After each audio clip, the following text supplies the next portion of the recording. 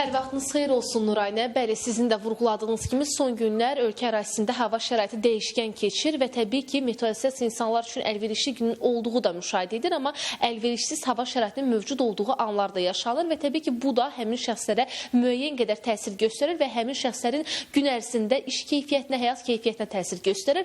Hansı formada təsir göstərdiyini və bundan necə müdafiə oluna bilərlər, qoruna bilərlər, bununla bağlı detalları qonağım nevroloq Röyanə Quluzadədən alacağıq. Xoş gördük. Buyurun, təfərrüatları sizdən eşidək. Çox sağ olun. Həqiqətən, deməli, atmosfer hadisələrinin baş verməsi, bunlar müəyyən meteosensitiv, yəni meteohəssas insanlar təsir göstərir. Çünki onların orqanizmi biraz fərqlidir, onların reseptorları biraz fərqlidir. Bəs hansı atmosfer faktorları təsir göstərə bilər? Burada çox faktorlar var. Çoxsu havanın dəyişikliyi deyəndə yalnız maqnit qasırğalarını düşünür, amma tək bu deyil. Maqnit qasırğaları ilə yanaşı rütubətin dəyişməsi, küləyin istiqamətinin dəyişməsi, temperaturun qəfil qalxıb düşməsi. Bunlar hamısı meteohəssas insanlara təsir göstərir.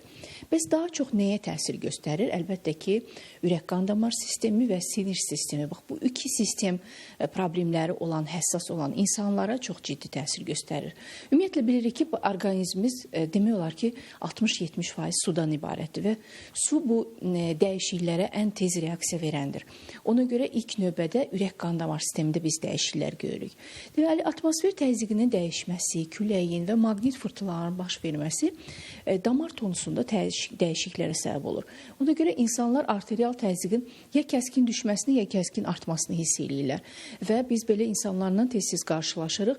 Doktor, özümü pis hiss eləyirəm, birdən-birə təzyiqim qalxdı və yaxud da ki, birdən-birə təzyiqim düşdü, qeyd eləyirlər bizə və çox vaxtı damar tonusunun dəyişməsi nəticəsində belə insanlarda tənginəfəslik, baş gicəllənmə, baş hərlənmə, sonra gözlərdə qaralma kimi şikayətlər də ola bilərlər. Doğrudur, sanki başımı dumanlı hiss eləyirəm. Bu cür nə reaksiyalar baş verə bilər. Eyni zamanda bax bu geomaqnit hadisələr zamanı beynimizdə bəzi maddələrin mediatorlarının ifrazı da pozulur. Məsələn, ən həssas serotonindir və melatonindir. Bu hormonların dəyişikliyi pozulur, xüsusilə aşağı düşür. Ona görə də nevrozu olan, depressiyası olan insanlar çox həssas olur bu dəyişikliklərə. Serotoninin düşməyinə görə bu hava dəyişikliklərində o insanlar biraz da depressiyaya düşürlər. Əhvalları pozulur, evdən bayıra çıxmaq istəmirlər, bütün bədənlərini yorğun hiss eləyirlər. Bunlar hamısı serotoninə görədir. Melatoninin dəyişiklikləri səbəbindən isə gündüz yuxulurlar, axşam isə yuxuları gəlmir, yuxuları qaçır. Bax, bu kimi dəyişiklik hiss eləyə bilərlər. Xüsusilə ürək-qan damar sistemi problemləri olan insanlarda, təzyiqli xəstələrdə dediyim kimi daha çox təzyiqin qalxmasını hiss eləyə bilərik və ən əsas vegetativ sinir sisteminə təsir göstərir. Vegetativ sinir sisteminə təsiri nəticəsində insan tənginəfəslik hiss eləyə bilər. Məhz bu vəziyyətlərdə çox tərləmə, doktor, başımdan su gedir, bədənimdən su gedir, çox tərləmə də hiss eləyə bilərlər. Bu məhz vegetativ sinir sisteminin təsirindəndir. Əlbəttə ki, sinir sistemi və ürək sistemindən başqa hətta mədə-bağırsaq xəstələri də narahat ola bilər. Mədəsində narahatçılıq, qıcqırmanın artması və yaxud da ki, həzmin pozulması, köpün əmələ gəlməsi, həqiqətən bu kimi dəyişikliklər baş verə bilir. Bəs hansı addımları ata bilirlər? İlkin olaraq qısa da bu cavabı eşidək. Bəli, dediyim kimi, orqanizmin sudan ibarət olduğuna görə, həkimlərin tövsiyəsinə görə bu müddətdə çox maye qəbulu olmalıdır. Kofeni azaltmaq, tünd çay azaltmaq, sadəcə su içmək lazımdır bu müddətdə. Mümkün qədər çox bayıra çıxmaq olmaz. Yəni, mümkün qədər əgər xüsusi bir işləriniz varsa, onları daha sonraya planlaşdırın və bu müddətdə evdə qalın.